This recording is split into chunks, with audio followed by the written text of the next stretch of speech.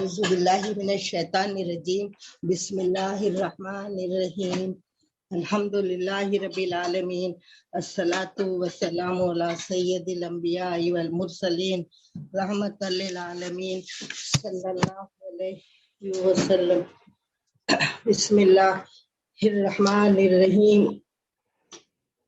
اللہ تعالیٰ قرآن پاک میں سورہ آل عمران کی آیت نمبر 179 میں اللہ تعالیٰ ارشاد فرماتے ہیں وَمَا كَانَ اللَّهُ لِيُطَّلِعَكُمْ عَلَى الْغَيْبِ وَلَكِنَّ اللَّهَ يَجْتَبِي مِن رُّسُلِهِ مَن يَشَاءُ۔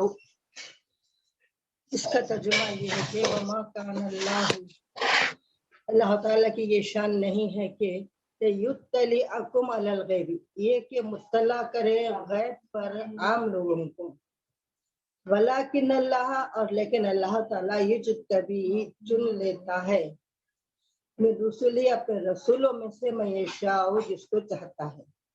اس آیت شریفہ سے رسول اللہ صلی اللہ علیہ وسلم کے علم غیب کا ثبوت ملتا ہے۔ اور دوسری جگہ سورۃ تکویر کی آیت نمبر 24 میں اللہ تعالیٰ ارشاد فرماتے ہیں وما ہوا علی الغیب بضنین، اور نہیں ہے وہ، یعنی رسول اللہ صلی اللہ علیہ وسلم کے بارے میں ارشاد ہو رہا ہے کہ وہ نہیں ہے غیب کی باتیں بتانے میں بخالت کرنے والے، غیب کی باتیں بتانے میں وہ بخیل نہیں ہے۔ تو سوچئے کہ بخیل کس کو کہا جاتا ہے؟ جس کے پاس علم ہو وہ نہ دے تو اس کو بخیل۔ ایسا ہی اگر کوئی فقیر ہے، غریب ہے، وہ فقیر کے پاس کچھ ہے ہی نہیں، اس کے بارے میں یہ کوئی یہ نہیں کہتا کہ یہ فقیر تو بڑا بخیل ہے، نہیں کہتے، بلکہ جو امیر ہے، جو دولت مند ہے، وہ خیرات نہیں کرتا، وہ اللہ کے نام پر کسی کو کچھ نہیں دیتا، تو اس کو کہتے ہیں بخیل، یعنی جس کے پاس ہو اور نہ دے اس کو کہتے ہیں بخیل۔ تو اللہ تعالیٰ ارشاد فرماتے ہیں رسول اللہ صلی اللہ علیہ وسلم کی شان میں وما هو علی الغیب بضنین، اور وہ ایسے نبی ہیں جو غیب کی باتیں بتانے میں بخالت نہیں کرتے ہیں۔ اور یہ پہلی آیت جس کو میں نے تلاوت کا شرف حاصل کیا ہے، اللہ تعالیٰ کی شان یہ نہیں ہے کہ عام لوگوں کو تمہیں علم کا غیب کا علم دے، بلکہ اللہ تعالیٰ جس کو چاہتا ہے چن لیتا ہے اپنے رسولوں میں سے، جسے چاہے وہ غیب کا علم عطا فرماتا ہے۔ محمد رسول اللہ صلی اللہ علیہ وسلم کے علم غیب کو تسلیم کیے بغیر رسول اللہ صلی اللہ علیہ وسلم کی رسالت پر ایمان مکمل نہیں ہوتا۔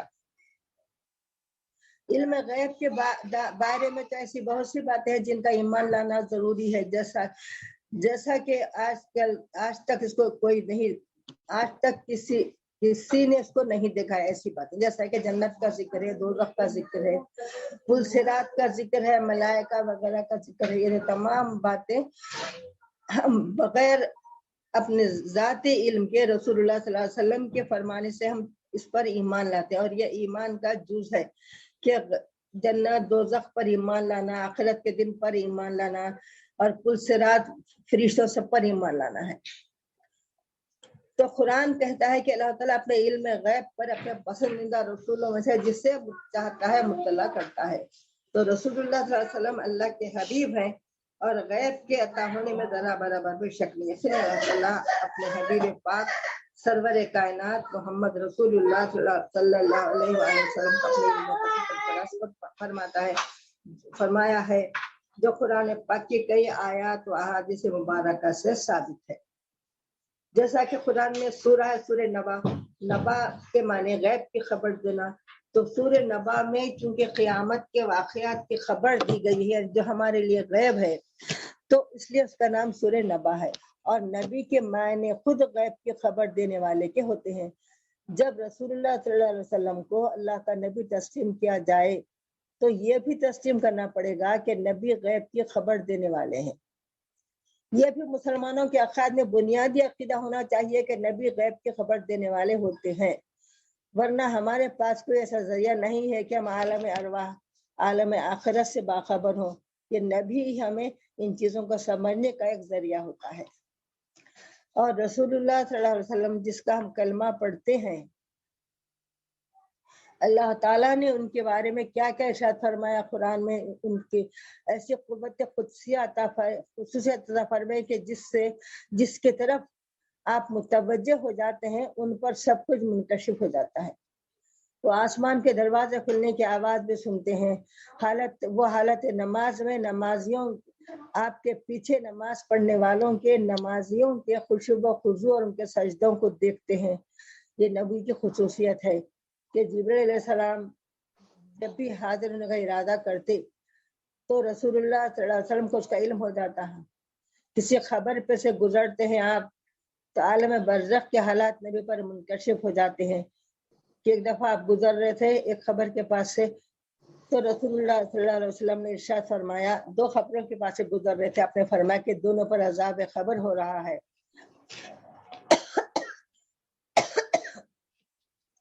और अजाब खबर इनको कोई बड़े गुनाह की वजह से नहीं हो रहा है, बल्कि इनमें से एक वो है जो पेशाब की छींटों से नहीं बचता था, इसलिए उस पर अजाब खबर हो रहा है। और दूसरा वो है जो लोगों की चुगली किया करता था, इस वजह से दोनों खबरों में खबर वाले पर अजाब होता है। तो ये आपका इल्म गैब है कि आपको हर चीज अल्लाह ताला की तरफ से आपको दिखाई जाती है। फिर आप सल्लल्लाहु अलैहि वसल्लम ने एक दरख्त की से एक टहनी मंगाई, उसको दो टुकड़े कर दोनों खबरों पर उसको रख दिया और फरमाया कि ये खुश्क होने तक उनके अजाब में कमी हो जाएगी।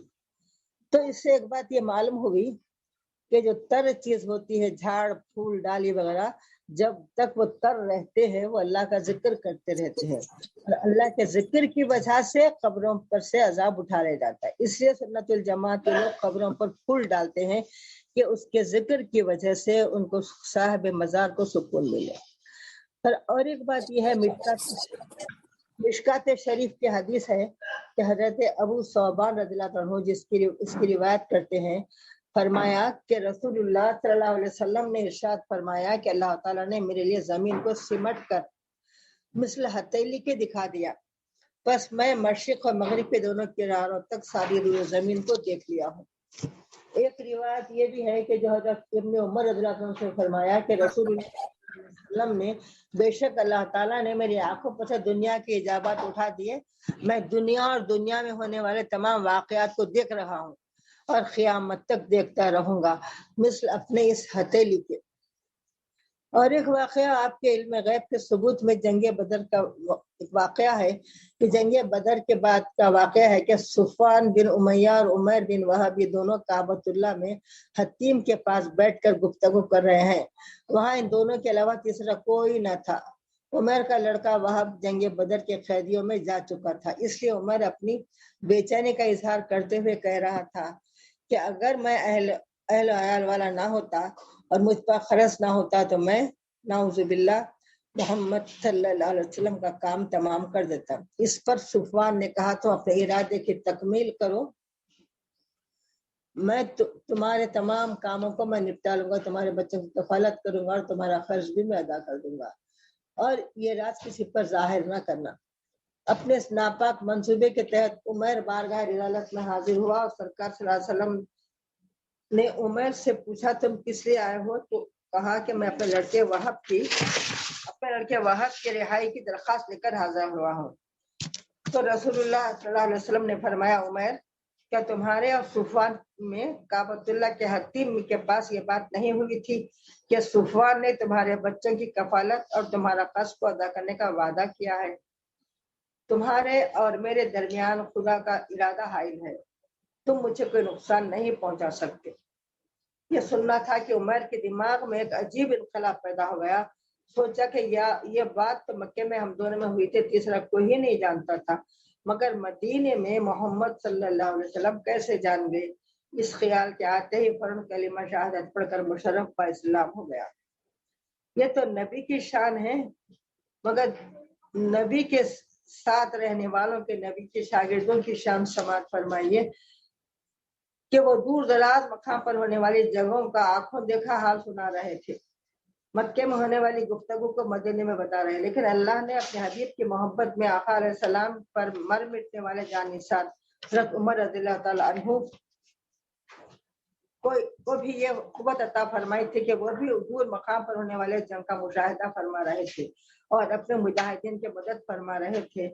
واقعہ یہ ہے کہ عمر بن حارث سے روایت ہے کہ جمعے کے روز حضرت عمر رضی اللہ عنہ خطبہ ارشاد فرما رہے تھے کہ اچانک انہوں نے دوران خطبے میں بلند آواز سے فرمایا یا ساریہ الی الجبل، اے ساریہ پہاڑ کی طرف کرو۔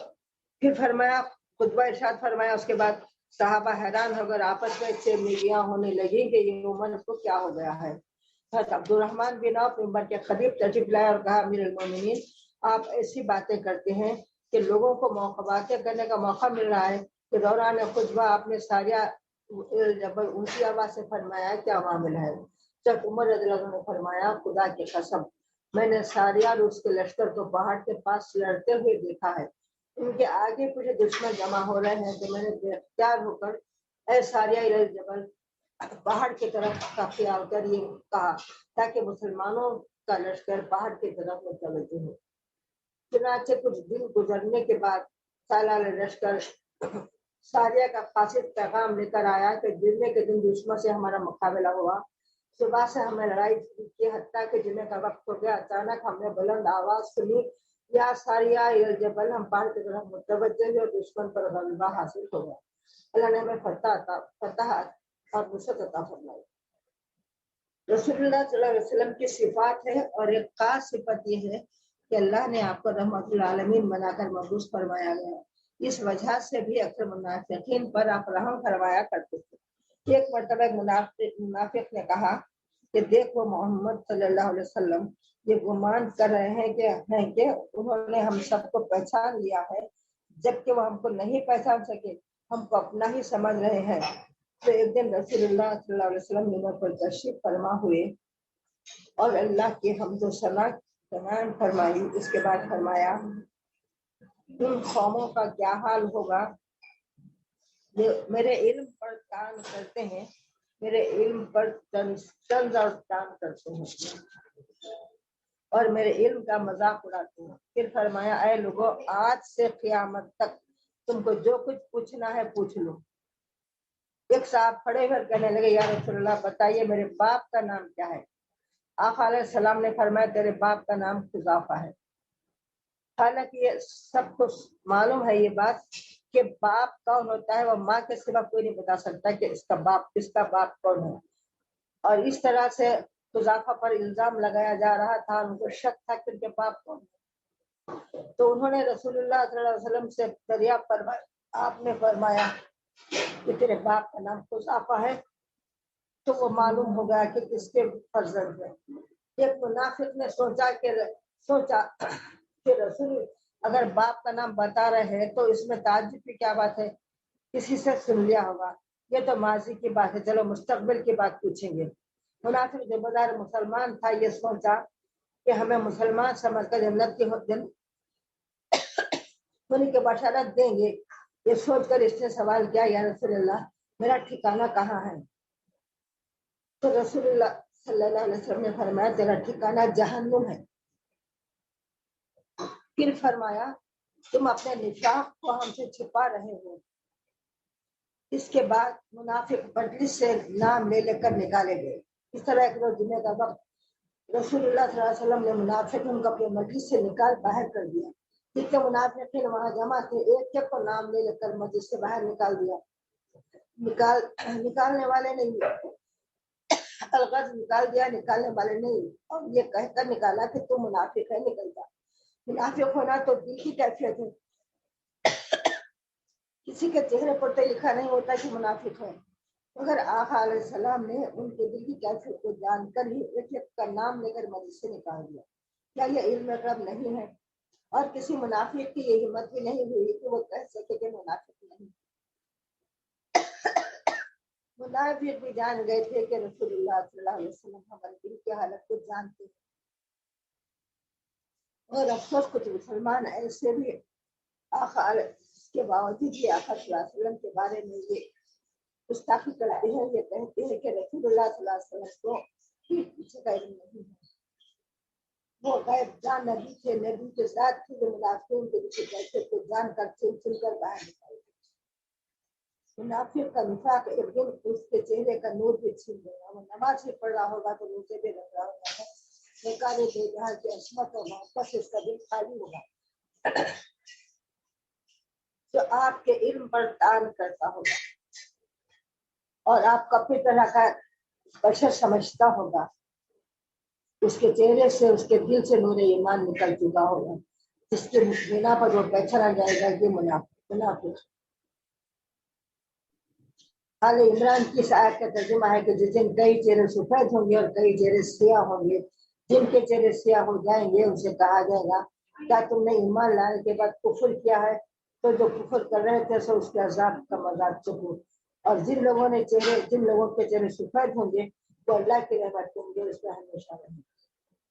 یعنی جس دل میں منافقت ہوتی ہے، نور ایمان کے نکل جانے سے ان کے چہرے سیاہ ہو جاتے ہیں، اور جو سرکار دو عالم صلی اللہ علیہ وسلم کی محبت کرتے ہیں ان کے چہرے سفید اور ایمان کے نور سے چمکنے والے ہوتے ہیں۔ بہرحال قیامت میں آدمی اپنے چہرے سے پہچانا جائے گا کہ منافقین کا چہرہ بزبان حال کہہ رہا ہوگا کہ وہ منافق ہے۔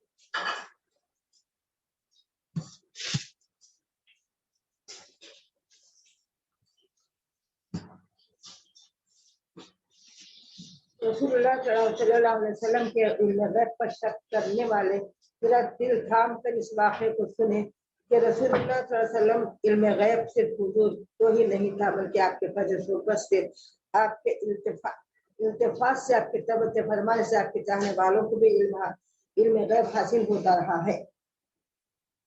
رسول اللہ صلی اللہ علیہ وآلہ وسلم کا یہ واقعہ بہت مشہور ہے کہ ایک مرتبہ رسول اللہ صلی اللہ علیہ وسلم حضرت مشکات شریف کی حدیث حضرت انس فرماتے ہیں کہ جنگ بدر کے موقع پر رسول اللہ صلی اللہ علیہ وسلم نے زمین پر چھڑی سے نشان لگاتے ہوئے فرمایا کہ دیکھو اس جگہ فلاں کافر مرے گا، اس جگہ فلاں کافر مرے گا، اس جگہ فلاں کافر مرے گا۔ حضرت انس فرماتے ہیں کہ جنگ کے ختم پر جہاں جہاں رسول اللہ صلی اللہ علیہ وسلم نے نشان لگائے تھے، جنگ کے بعد اسی جگہ ان کافروں کی لاشیں پائی گئی۔ حضرت ابو ہریرہ رضی اللہ عنہ سے روایت ہے، مشکات شریف کی حدیث میں ہے، فرماتے ہیں کہ غزوہ حنین میں نبی کریم صلی اللہ علیہ وسلم نے ایک شخص کے بارے میں فرمایا کہ یہ جہنمی ہے۔ اس کے بعد جنگ شروع ہوئی تو بڑی بہادر سے لڑ رہا تھا، زخم بھی کھا رہا تھا، تو ایک صحابی نے دیکھ کر اس کے رسول اللہ جس کو آپ جہنمی بتائے ہیں وہ تو اللہ کی راہ میں جہاد کر رہا ہے، تو آقا علیہ السلام نے فرمایا وہ تو جہنمی ہے۔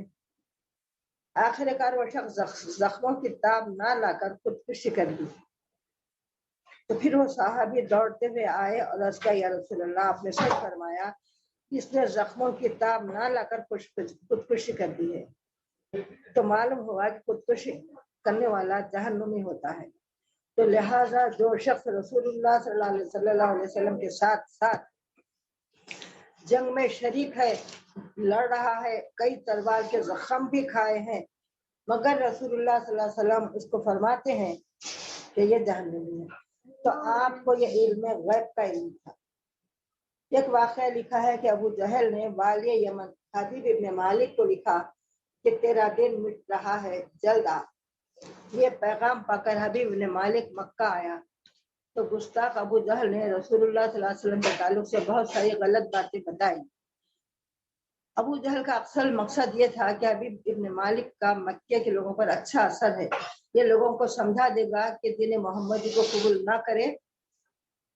حبیب ابن مالک انصاف پسند تھا، اس نے کہا کہ دونوں فریقین کی گفتگو سننے کے بعد ہی کوئی فیصلہ کیا جائے گا، اور کہا کہ میں چاہتا ہوں کہ محمد صلی اللہ علیہ وسلم سے بھی ملاقات کر کے بھی گفتگو سن لوں تاکہ کوئی فیصلہ کیا جا سکے۔ چنانچہ اس نے رسول اللہ صلی اللہ علیہ وسلم کی خدمت میں پیام بھیجا کہ میں یمن سے آیا ہوں اور دیدار کرنا چاہتا ہوں۔ چنانچہ رسول اللہ صلی اللہ علیہ وسلم ابو بکر صدیق کے ساتھ اس مجلس پر تشریف لے گئے۔ جب آپ مجلس سے پہنچے تو تمام اہل مجلس پر ہیبت طاری ہو گئی، کسی کا کچھ کہنے کی ہمت ہی نہ ہوئی۔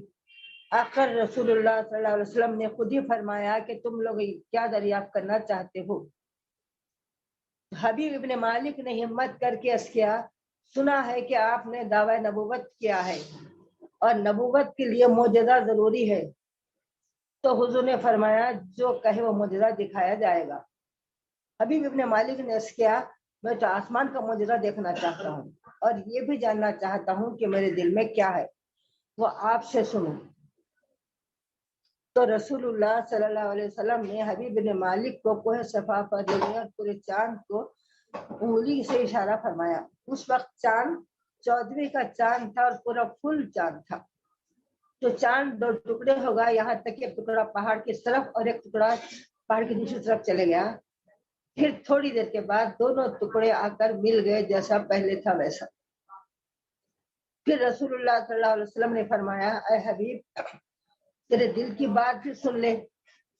کسی ایک لڑکی ہے جو ہمیشہ بیمار رہتی ہے، وہ ہاتھ اور پاؤں سے معذور ہے، تو یہ چاہتا ہے کہ اس کو شفا ہو جائے اور وہ چلنے کے قابل ہو جائے۔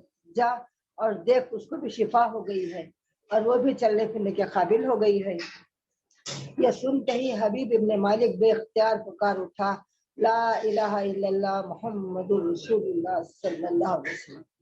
جو اپنے گھر پہنچا تو رات کا وقت تھا۔ دروازے پر آوازیں دی، وہ معذور لڑکی جو زمین سے اٹھ نہیں سکتی تھی اٹھ کر آئی اور دروازہ کھولا۔ اپنے والد کو دیکھ کر پڑھنے لگی، لا الہ الا اللہ محمد رسول اللہ صلی اللہ علیہ وسلم۔ حبیب ابن مالک نے پوچھا، بیٹی تم یہ کلمہ کہاں سے سنا ہے؟ تو کہنے لگی، میں نے خواب میں ایک چاند سے زیادہ خوبصورت چہرے والے کو دیکھا جو فرماتے ہیں کہ بیٹی تیرے والد مکے میں آ کر مسلمان ہوئے ہیں، تو بھی یہاں کلمہ پڑھ لے، تجھے بھی شفا ہو جائے گی۔ تو کلمہ زبان پر جاری تھا اور میرے ہاتھ پاؤں سلامت تھے۔ اس ایمان افروز واقعے سے بھی علم غیب مصطفیٰ کا واضح ثبوت ملتا ہے۔ حبیب ابن مالک کی دل کی بات بھی آپ نے بتا دی، اور کوہ صفا سے یمن میں حبیب ابن مالک کی لڑکی کی صحت یابی کی خوشخبری دے رہے ہیں، جس کی تصدیق حبیب ابن مالک گھر میں پہنچ کر لیتا ہے۔ ایک مرتبہ رسول اللہ صلی اللہ علیہ وسلم مسجد نبوی میں نماز پڑھانے کے بعد عمر پر تشریف فرما ہوئے اور فرمایا، تم دیکھتے ہو کہ میرا رخ ادھر ہے، لیکن خدا کی قسم مجھے نماز میں نہ تمہارا خشوع اور نہ تمہارا رکوع پوشیدہ ہے۔ میں بلا شبہ تم کو اپنی پیٹھ کے پیچھے سے ویسا ہی دیکھتا ہوں جیسا سامنے سے دیکھتا ہوں۔ انس بن مالک سے بھی ایک روایت ہے، فرمایا نبی کریم صلی اللہ علیہ وسلم نے کہ تم رکوع اور سجود صحیح طور پر ادا کرو، بس اللہ کی قسم۔ تو آپ نے اللہ کی قسم کھا کر فرمایا، یقیناً میں تم کو اپنے پیچھے بھی دیکھتا ہوں۔ کبھی آپ نے اس طرح فرمایا کہ میں تم کو دیکھتا ہوں جب تم رکوع اور سجدہ کرتی ہو۔ ان دونوں احادیث کو رسول اللہ صلی اللہ علیہ وسلم نے اللہ کی قسم کھا کر ارشاد فرمایا۔ اب اس کے بعد علم غیب مصطفیٰ کے اقرار میں کسی قسم کی شک کی گنجائش نہیں رہی۔ چنانچہ ان احادیث سے یہ بات ثابت ہو جاتی ہے کہ رسول اللہ صلی اللہ علیہ وسلم کی یہ شان ہے کہ لوگوں کی باطنی کیفیت کو بھی جانتے ہیں، جیسے حبیب ابن مالک کے دل کی بات آپ جان گئے، اور اسی طرح آپ نماز پڑھنے والوں کے خشوع و خضوع کی کیفیت کو بھی جانتے ہیں۔ حدیث پاک میں ہے کہ علامہ ابن قیم نے اس حدیث کو ابو نعیم سے، انہوں نے طبرانی سے بواسطہ ابو ہریرہ سے روایت کیا ہے کہ رسول اللہ صلی اللہ علیہ وسلم نے ارشاد فرمایا کہ کوئی مسلمان مجھ پر سلام عرض کرتا ہے، خواہ وہ مشرق میں ہو یا مغرب میں ہو، تو میں اور میرے فرشتے اس کے سلام کا جواب دیتے ہیں۔ تو رسول اللہ صلی اللہ علیہ وآلہ وسلم کے علم غیب کا انکار کرنے والے، حالانکہ رسول اللہ صلی اللہ علیہ وسلم کے علم غیب کا انکار کرنا کفر ہے، کیونکہ قرآن کی آیت کا انکار کرنا کفر ہے، تو لہذا قرآن سے رسول اللہ صلی اللہ علیہ وسلم کا علم غیب ثابت ہے، پھر آپ کے علم غیب کا انکار کرنے والا کافر ہو سکتا ہے۔ اللہ محفوظ رکھے۔ جیسا کہ علم ترا کا سورہ جس کے بارے میں ہے کہ یہ رسول اللہ صلی اللہ علیہ وسلم کے ولادت شریفہ سے 55 دن پہلے کا واقعہ ہے۔ واقعہ یہ ہے کہ ایک بادشاہ، یمن کا ایک بادشاہ کعبۃ اللہ کو ڈھانے کے ارادے سے آ گیا تھا۔ اس کو ڈھانے کی وجہ یہ تھی کہ یمن کے بادشاہ جب معلوم ہوا کہ اللہ کے گھر کے نام سے شہر مکہ میں گھر ہے اور دنیا کے چپے چپے سے لوگ اس کے اللہ کے گھر کی زیارت کے لیے آتے ہیں، تو اس کے دل میں یہ خیال ہوا کہ میں بھی اپنے شہر میں ایک کعبۃ اللہ بناؤں اور یہ اعلان کر دوں کہ یہ اللہ کا گھر ہے، تمام لوگ بجائے کعبۃ اللہ کے اس گھر کی زیارت کے لیے آئے۔ تو اس نے یمن میں ایک بہت ہی خوبصورت شاندار گھر بنایا اور کعبۃ اللہ کی طرح پر بنایا اور اعلان کر دیا کہ یہ اللہ کا گھر ہے، لوگ بجائے کعبۃ اللہ جانے کے اس گھر کی زیارت کو آیا کریں۔ یہاں پر بہت سی سہولتیں اور بہت سا آرام کا سامان اس نے رکھا۔ اتفاق سے مکے والوں کے قافلہ تجارت کے لیے گیا ہوا تھا، اس نے جو مکان بنایا تھا اس مکان کے بازو ٹھہر گئے وہ لوگ، اپنا کچھ کھانا پکانے کے لیے کچھ آگ جلائی اور اس آگ کے کچھ چنگاریاں اڑ کر انہیں جو گھر بنایا تھا کعبۃ اللہ کے نام سے اس میں آگ لگی۔ تو یمن کے بادشاہ جس کا نام ابارہا لکھا ہے تفاسیر میں، وہ ابرہا کو بہت غصہ آیا کہ مکے کے لوگوں نے آ کر میرے گھر کو آگ لگائی ہے۔ یہ سوچ کر اس نے کعبۃ اللہ کو گرا دینے کے ارادے سے اپنی بڑی فوج لے کر نکلا اور اس کے فوج میں بہت سے ہاتھی بھی تھے اور وہ خود ایک بہت بڑے ہاتھی پر سوار تھا، اس ہاتھی کا نام محمود لکھا ہے۔ جب وہ لوگ کعبۃ اللہ کو ڈھانے کے لیے آئے کعبۃ اللہ کے قریب، اور اس نے کچھ آدمیوں کو بھیجا، اسے کچھ آدمی آ کر عبد المطلب جو سردار قبیلہ تھے ان سے کہا کہ ہم کو آپ سے کوئی سروکار نہیں ہے، آپ سے کوئی لڑائی نہیں ہے، ہم کعبۃ اللہ کو ڈھانے کے لیے آئے ہیں، آپ پیچھے مت آئیے، آپ جا کر پہاڑوں میں آپ کی قوم کو لے جا کر پہاڑوں میں کہیں ٹھہر جائیے، ہم کو آپ سے لڑنا نہیں ہے، ہم کعبۃ اللہ کو ڈھانے کے لیے آئے ہیں۔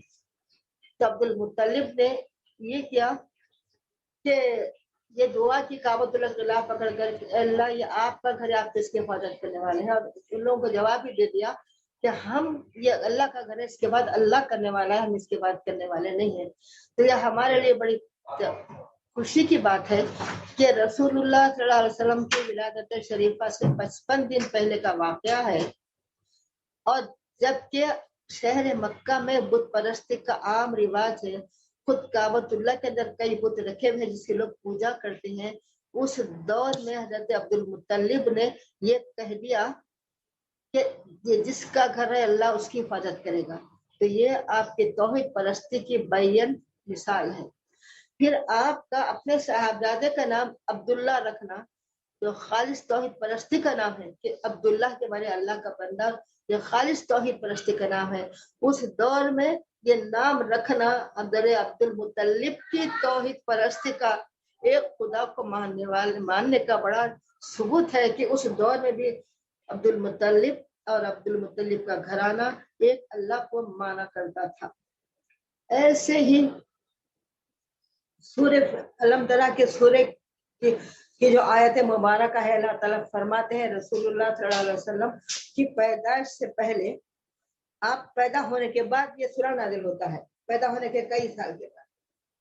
تو اس میں اللہ تعالیٰ پوچھتا ہے علم ترا کیف فعل ربک باصحاب الفیل، اے حبیب پاک علم ترا، آ مانے کیا، لم نہیں، ترا مانے دیکھا، علم ترا کیا آپ نے نہیں دیکھا، کیفا فعل ربک، کیفا مانے کس طرح کیا، کیفا کس طرح، فعل کیا، ربک آپ کا پروردگار، باصحاب الفیل، اصحاب فیل کے ساتھ۔ تو یہ ہم کب کہہ سکتے ہیں کسی کے بارے میں، ہم کب کہتے ہیں یہ اگر کوئی واقعہ ہو کہیں پر اور اس واقعے کے وقت وہ شخص بھی وہاں موجود رہے تو بعد میں اس شخص سے پوچھ سکتے ہیں کہ کیا تم نہیں دیکھے اس وقت کیسا ہوا تھا، اس لڑائی میں کیا ہوا تھا۔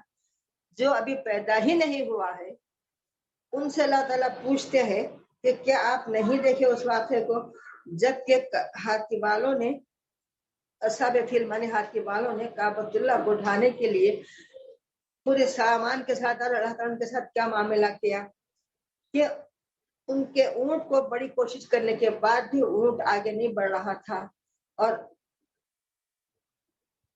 ابرہا کے کچھ اونٹ، ابرہا کے کچھ آدمی جو عبد المطلب سے ملنے کے لیے آئے تھے انہوں نے عبد المطلب کے کچھ اونٹ چرا کر لے کے گئے تھے، اور وہ ابرہا تھوڑی دور کے فاصلے پر جو ٹھہرا تھا وہاں پر ایک بڑے تخت پر بیٹھا ہوا تھا۔ جب عبد المطلب کو معلوم ہوا کہ ان کے اونٹ چرا کر لے گئے ابرہا کے لوگ، تو عبد المطلب ابرہا سے ملنے کے لیے گئے۔ تو ابرہا آپ کا چہرہ اتنا روشن اور تابناک تھا، روبدار تھا کہ آپ کے چہرے کو دیکھ کر وہ اپنے تخت سے نیچے اترا اور آگے بڑھ کر آپ کا استقبال کیا اور اپنی جگہ پر تخت پر آپ کو بٹھا دیا، بٹھا کر کہا کہ آپ کیا بولنے کے لیے آئے ہیں۔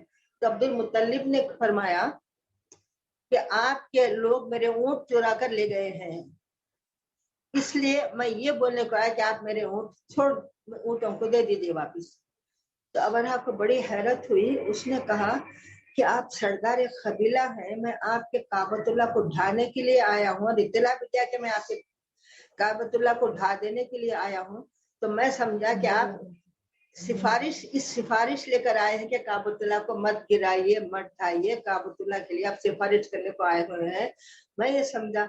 मगर आप तो उसका तो कुछ जिक्र नहीं किया, खाली अपने ऊँटों के जिक्र कर रहे हैं, तो मुझे बड़ा ताज्जुब हो रहा है। तो अब्दुल मुत्तलिब ने कहा ऊँट मेरे हैं, उसके सिफारिश के लिए मैं आया हूँ, काबतुल्लाह जिसका है अल्लाह ताला उसकी हिफाजत कर लेगा। तो इस तरीके से रसूलुल्लाह सल्लल्लाहु अलैहि वसल्लम अभी वालिदा के पेट में है, मगर अल्लाह ताला ने आपको अपने हबीब को वाक़ियात से वाकिफ करा दिया। ऐसे कई वाक़ियात हैं जिसका जिक्र कुरान में अल्लाह ताला इरशाद फरमाते हैं। जंग तबूक में रसूल अकरम सल्लल्लाहु अलैहि वसल्लम की ऊँटनी गुम हो गई, तो एक मुनाफिक ने मुसलमानों से ताना दिया, कहा कि तुम्हारे नबी तो नबी होने का दावा करते हैं और तुम्हें आसमान की बातें सुनाते हैं, फिर अपनी ऊँटनी का पता क्यों नहीं देते। तो रसूलुल्लाह सल्लल्लाहु अलैहि वसल्लम ने इस मुनाफिक की बात सुनी तो फरमाया बेशक मैं नबी हूँ और मेरा इल्म अल्लाह ही का अता करदा है। लो सुनो, मेरी ऊँटनी फलां जगह खड़ी है और एक दरख्त ने उसके नुकेल को रोक रखा है। अल्लाह की कुदरत देखिए कि ऊँटनी की नुकेल इत्तेफाकन एक दरख्त की डाली में अटक गई। जाओ वहां से ऊँटनी ले आओ। चुनांचे साहबा किराम उस मकाम पर चले गए तो देखा कि ऊँटनी उसी जगह खड़ी है, उसकी नुकेल दरख्त में अटकी हुई है। इस तरह के बहुत से वाक़यात हैं। एक हदीस शरीफ में है जो मिशकात शरीफ की हदीस है, अबू हुरैरा रज़ियल्लाहु अन्हु इसके रावी हैं। कहते हैं कि एक मर्तबा ऐसा हुआ कि एक भेड़िया बकरियों के चरवाहे के पास आया और रेवड़ में से एक बकरी को पकड़ लिया। चरवाहे ने इस भेड़िए का पीछा करके इस बकरी को छुड़ा लिया। वो भेड़िया एक टेले पर चढ़कर बैठ गया और कहने लगा, खुदा ने मुझे ये रिस्क अता फरमाया था और तूने मुझसे वो रिस्क को छीन लिया है। चरवाहे ने उसका कलाम सुनकर ताज्जुब से कहा, खुदा की कसम मैंने आज तक किसी भेड़िए को इस तरह कलाम करते हुए नहीं देखा। भेड़िए ने कहा, इससे भी ज्यादा ताज्जुब अंगेज बात तो इस शख्स की है जो दो पहाड़ों के दरमियान खजूरों के झुरमुट पे मदीने में है, जो गुज़िश्ता और आइंदा के हालात का वाक़ा की खबर देते हैं। वो चरवाहा यहूदी था। इस आलम में हैरत में मदीने हाजिर हुआ, सरकार दो आलम सल्लल्लाहु अलैहि वसल्लम से माजरा बयान किया और इस्लाम को कबूल कर लिया। तो रसूलुल्लाह सल्लल्लाहु अलैहि वसल्लम के बेहिसाब वाक़यात हैं। हजरत अब्दुल्ला बिन उमर रज़ियल्लाहु से फरमाते हैं कि एक दिन रसूलुल्लाह सल्लल्लाहु अलैहि वसल्लम हमारे पास तशरीफ लाए और आप सल्लल्लाहु अलैहि वसल्लम के दोनों हाथों में दो किताबें थी। बस आप सल्लल्लाहु अलैहि वसल्लम ने हमसे फरमाया, क्या तुम जानते हो ये किताबें कैसी हैं? हमने इसका या रसूलुल्लाह सल्लल्लाहु अलैहि वसल्लम जब तक आप न बताया हमें क्या खबर है। तो रसूलुल्लाह सल्लल्लाहु अलैहि वसल्लम ने इरशाद फरमाया कि मेरे दाएं हाथ में जो किताब है इसमें तमाम जन्नतियों के नाम उनके बापों के नाम के साथ लिखे हैं और उनके कबीलों के नाम के साथ है। और ये किताब जो मेरे बाएं हाथ में है इसमें तमाम दोज़खों के नाम और उनके बापों के नाम और उनके कबीलों के नाम के साथ है और इनमें न कोई कमी होगी न ज़्यादती होगी। तो रसूलुल्लाह सल्लल्लाहु अलैहि वसल्लम का इल्म गैब के बेहिसाब वाक़यात थे। एक वाक़या का ये भी है वाक़यात में कि अबू हुरैरा रज़ियल्लाहु ताला अन्हु, अब्दुल्लाह बिन उमर, हज़रत जाबिर, हज़रत अब्दुर्रहमान बिन जुबैर तो हज़रत हंज़ला रज़ियल्लाहु ताला अन्हु फरमाते हैं कि नबी करीम सल्लल्लाहु अलैहि वसल्लम हज़रत ईसा अलैहि सलाम के मुतालिक फरमाया कि मुझे उस ज़ात की कसम है जिसके कब्ज़े में मेरी जान है, इसमें कोई शक नहीं कि तुम में इब्ने मरियम यानी ईसा अलैहि सलाम हाकिम व आदिल बनकर दमिश्क के किनारे नाजिल होंगे। बस वो सलीब तोड़ेंगे और खिंजरों को कत्ल करेंगे और जुजिया माफ कर देंगे, सखावत आम करेंगे। बस वो निकाह करेंगे और उनकी औलाद भी होगी और वो 45 साल जिंदा रहेंगे, फिर वो मेरी खबर में दफन होंगे। यानी खबर से मुराद रसूलुल्लाह सल्लल्लाहु अलैहि वसल्लम के मुबारक कमरे में, उस मुबारक कमरे में जो मदीने शरीफ में जिसमें आका सल्लल्लाहु अलैहि वसल्लम और अबू बकर सिद्दीक़ हज़रत उमर फारूक आराम फरमा रहे हैं, वो कमरे में एक हज़रत उमर फारूक के बाजू एक आदमी की जगह बाकी है। تو اس کے بارے میں ایک تفصیلی قصہ لکھا ہے. امام حسن علیہ السلام کو جب زہر دیا گیا تھا تو انہوں نے خواہش ظاہر کی تھی. بی بی صدیقہ رضی اللہ عنہا سے پوچھایا تھا کہ اگر آپ اجازت دیں تو میری خواہش ہے کہ نانا جان کے کمرے میں دفن ہوں. تو بی بی صاحبہ نے اجازت دے دی، مگر اس وقت جو غلبہ تھا امیر معاویہ کے لوگوں کا، مروان کا، تو اس نے امام حسین سے کہا کہ امام حسن کو ہم یہاں دفن نہیں ہونے دیں گے. چنانچہ امام حسن نے فرمایا تھا کہ اگر لڑائی کا اندیشہ ہو تو پھر مجھے عام قبرستان میں جنت البقیع میں دفن کر دینا. تو چنانچہ یہ ثبوت ہے اس بات کا کہ رسول اللہ صلی اللہ علیہ وسلم ابو بکر عمر فاروق کے باوجود ایک آدمی کی خبر کی جگہ ہے، اور رسول اللہ صلی اللہ علیہ وسلم نے ارشاد فرمایا کہ عیسیٰ علیہ السلام یہاں پر دفن ہوں گے، میرے کمرے میں دفن ہوں گے. پھر آپ نے فرمایا کہ میں عیسیٰ علیہ السلام ایک ہی کمرے سے اٹھیں گے ابو بکر عمر کے درمیان. پھر فرمایا کہ ابن مریم دجال کو باب الدل میں قتل کر دیں گے. تو اس طرح مہدی علیہ السلام، اس طرح عیسیٰ علیہ السلام کے تشریف لانے کی خبر یہ علم غیب ہے. پھر عیسیٰ علیہ السلام 45 سال تک زندہ رہیں گے، یہ بھی آپ نے اطلاع دی. پھر عیسیٰ علیہ السلام مدینہ شریف کے مبارک کمرے میں دفن ہوں گے، اس کے بھی آپ اطلاع دی. اور یہ بھی روایت ہے کہ جب قیامت کے دن اٹھیں گے تو ایک طرف رسول اللہ صلی اللہ علیہ وسلم اور ایک طرف حضرت عیسیٰ علیہ السلام، جس طرح کے آج ہیں وہ لوگ، جس طرح کے عیسیٰ علیہ السلام اب دفن ہونے والے ہیں.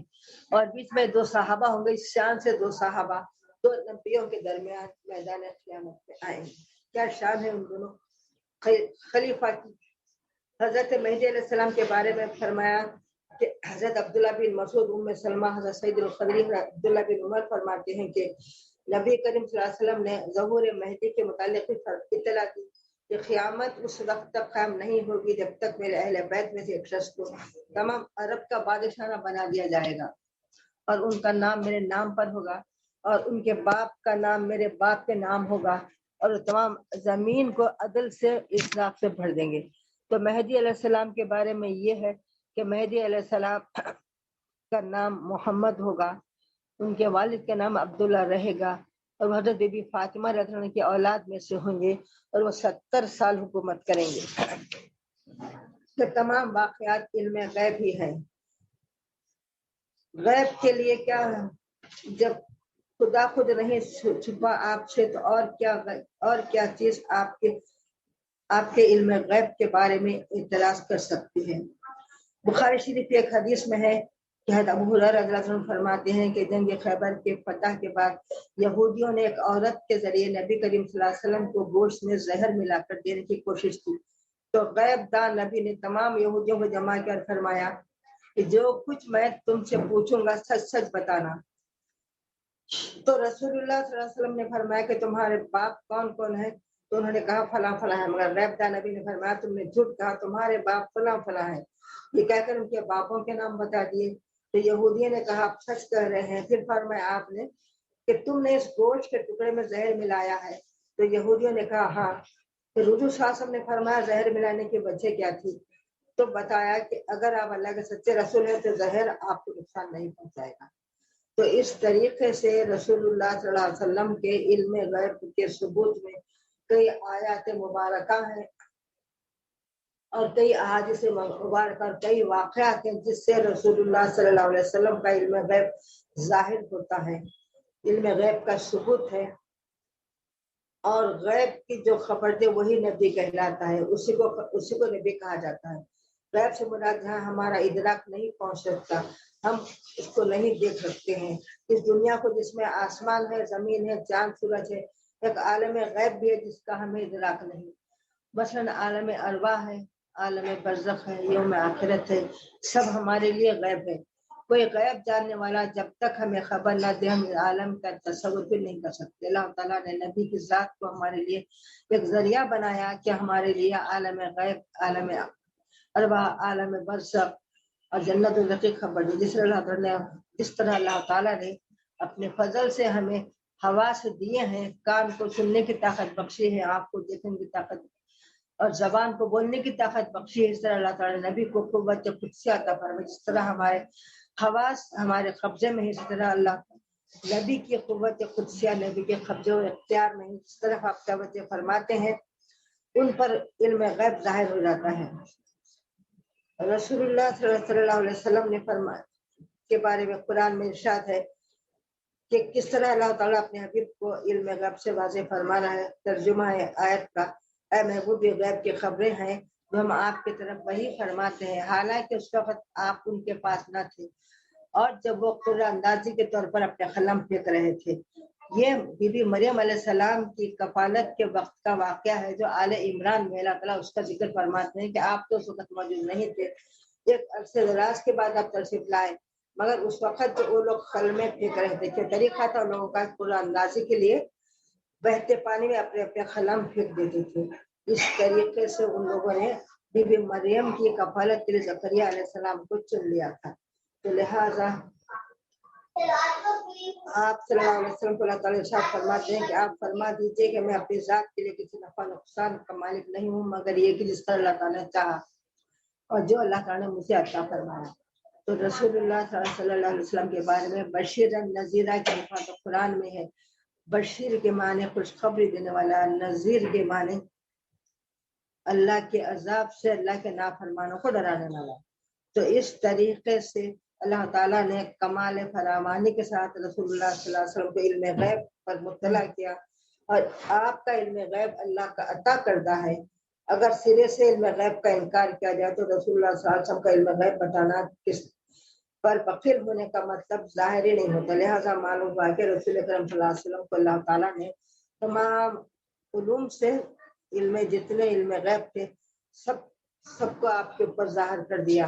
تو اللہ تعالیٰ ہم سب کو ہمارے نبی کے بارے میں جو علم رکھنا ہے رسول اللہ صلی اللہ علیہ وسلم کی شان میں کہ آپ کو اللہ تعالیٰ نے علم غیب عطا فرمایا، آپ رحمت العالمین ہیں، تمام آپ کے صفات کے ساتھ اس پر یقین کرنا یہ ہم پوری امت کا عقیدہ ہے، عقیدہ امت ہے کہ جس پر ہم جو عقیدہ رسالت ہے جس پر ہم سب کو عقیدہ رکھنا ضروری ہے۔